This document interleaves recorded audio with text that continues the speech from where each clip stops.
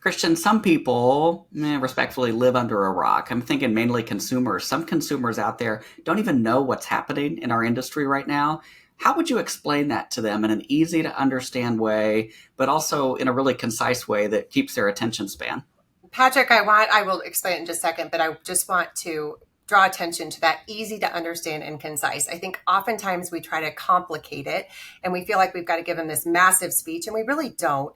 The way that I've kind of rolled it into really quick synopsis of what's happening is if I've got somebody at the grocery store that asks me what's going on in real estate, or I've heard about all these changes, first and foremost, I ask them what they've heard, because I think that's important before you just launch in to what you know.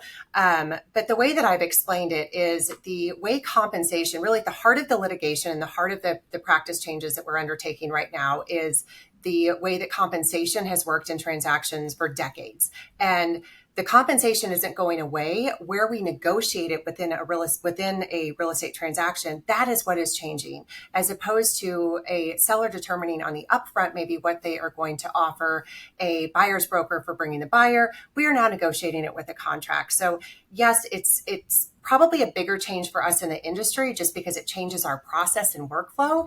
But to consumers, there's not a ton of change. The process with home buying and home selling is still very much going to be the same as it's been for a long time.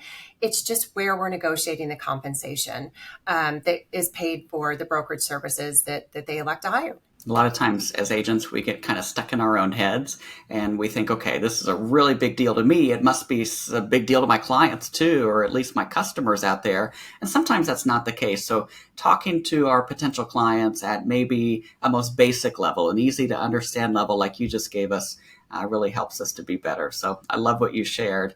That's today's clip. Hey, we kept that pretty short, 2 minutes. I think you can keep watching. See you on the next one.